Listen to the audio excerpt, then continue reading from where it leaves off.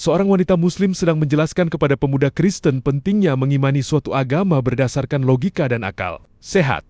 Tuhan semesta alam sudah mewahyukannya di dalam Al-Quran.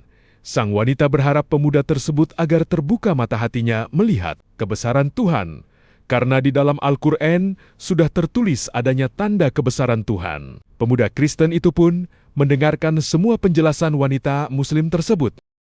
Ayat 38-40 dan juga Al-Anbiya ayat yang ke-33. Ini Nabi Muhammad dulu belum ada peneliti, belum ada ilmuwan. Tapi kok bisa sih mengabarkan ini? Ini datang dari mana wahyunya? Datang info dari mana kalau bukan dari Tuhan yang Maha Tahu? Datang dari mana kalau bukan datang dari Tuhan semesta alam yang menciptakan semuanya? Ini kapasitasnya bukan manusia biasa lagi. Kemudian ada api di dasar laut di dalam surat At-Tur ayat 1-6. Sebenarnya masih banyak sekali hal-hal yang diceritakan itu zaman Nabi Muhammad diutus. Baik. Dan sekarang interupsi sedikit Mbak Natalia. Bang Nandar mana? Ya, ya beliau temani saya sebentar aja. Ya, beliau juga mau lab masalahnya. Oh. Iya, Bang Nandar peran pengganti saya sebentar kan. Saya bilang dari awal dari tadi. Lanjut. Iya, makasih Ustadz. Oke, saya lanjut ya. Nah, kalau saya lihat Pak, ini namanya Al-Quran nih kok bisa ya begini ya. Ini pasti kapasitasnya bukan kapasitas manusia biasa. Pasti Nabi Muhammad ini mengetahui semua dari Tuhan, Tuhan yang benar. Karena informasinya benar, semakin maju zaman Al-Quran semakin terbukti kebenarannya. Nah, tapi kalau saya ingat-ingat Pak, dengan zaman saya membaca Bible, semakin saya pelajari, saya semakin menemukan hal-hal yang ini benar yakin datang dari Tuhan yang Maha Tahu. Contoh, Yesaya 65:25. Di situ apa Pak dinarasikan? Serigala, domba, itu mereka makan bersama-sama. Serigala kok ketemu domba malah diajak makan bareng? Kok nggak dombanya yang dimakan? Terus mereka makan apa? Makan jerami. Lah kok bisa Pak? Ini Tuhan yang gimana ini kok bisa ngasih informasi seperti ini gitu loh. Ini yakin Tuhan yang Maha Tahu menginformasikan seperti ini. Kemudian ada ular makan debu di Kejadian 3:14. Ini saya seumur hidup sampai sekarang saya nggak pernah menemukan ular itu makanannya debu. Ular itu makanannya apa? Daging. Kita tahu lah rantai makanan. Ular itu makan apa? Masa sih makan debu ular? Ada-ada aja. Ini yakin Tuhan yang benar menginformasikan seperti itu. Bahkan yang lebih kocak lagi, di Ulangan 11:30 ada matahari itu terbenamnya di sebelah jalan raya. Ini firman Tuhan atau apa ini? Bisa dicek Pak, Ulangan 11:30. Jalan raya? Iya, Ulangan 11:30, di situ ada matahari yang terbenam di sebelah jalan raya. Nah, ini informasi-informasi seperti ini, gimana bisa saya menemukan Tuhan yang benar sedangkan informasinya seperti ini? Kalau di Al-Quran dengan informasi yang teruji kebenarannya, ya, di situ maka jelas, oh ternyata di Islam, di dalam Al-Quran saya diperkenalkan Tuhan yang benar. Apa? Di dalam surat Toha 14. Sesungguhnya aku ini Allah, sembahlah aku dan dirikanlah sholat untuk mengingat aku.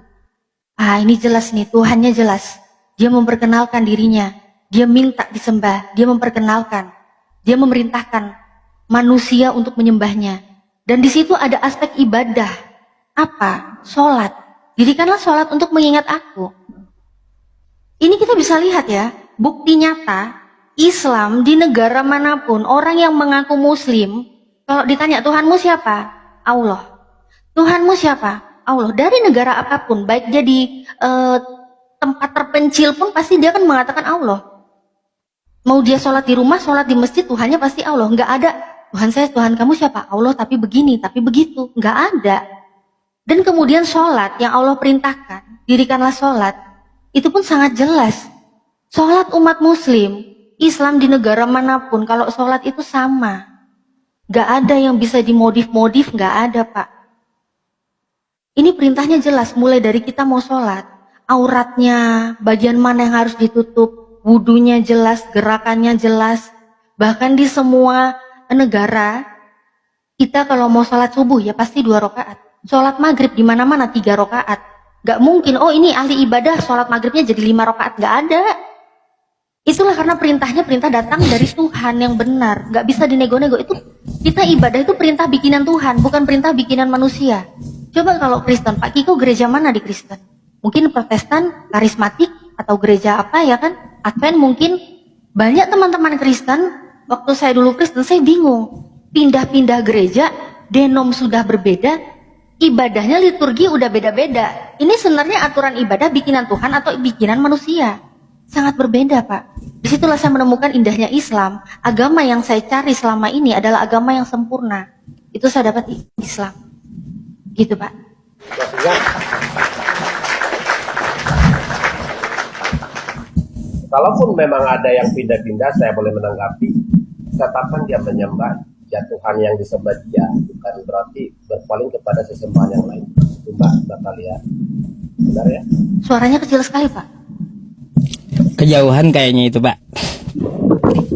Kalaupun ada yang katakanlah berpindah gereja, manusia sifatnya melanggar. Ada yang taat, ada yang melanggar. Itu nggak bisa kita simpulkan kalau masalah perilaku. Perilaku manusia bermacam-macam. Kalau masalah katakanlah pindah-pindah ada penyebab, kadang-kadang mungkin Ustaz Yusuf noise.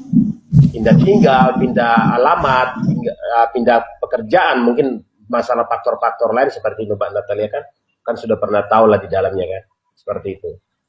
Bukan karena kenapa, kalaupun itu kan pribadi, kalau memang ada pun yang sifatnya melanggar pribadi namanya Mbak Natalia. Di sini saya bukan membicarakan oknum, Pak. Kalau oknum saya tahu, di semua keyakinan pasti ada oknum. Tapi yang kita lihat aturannya. Yang saya bingung aturan beribadah. Kalau di Islam ibadahnya aturannya jelas. Nabi Muhammad sendiri mencontohkan dan itu perintahnya dari Allah. Nah, tapi kalau Kristen, waktu saya Kristen yang saya bingung, ibadah ini liturginya aja udah beda-beda. Di GBI, di karismatik, ya kan? Karismatik, loh, udah jelas beda loh Pak. Di karismatik ibadahnya gimana? Semarak musiknya. Dengan gumbrang-gumbrang dan tepuk tangannya. Belum lagi ada penari tamborin yang pakai roknya dikibas gitu, yang ada pakai pita gitu ya kan? Pernah aku dulu nari gitu juga. Aduh. Ya. Nah, terus begitu saya datang ke gereja seperti GPIB, GKI, dengan khusyuknya, dengan tenangnya, nggak ada tepuk tangan, kecuali sekolah minggu ya. Tapi kalau ibadah raya yang dewasa, nggak ada hal-hal itu. Terus mengenai persembahan pun, kantong persembahan, ada yang bisa ngasih sebelum khotbah, ada ngasih yang setelah khotbah, ya kan? Tergantung gerejanya kan.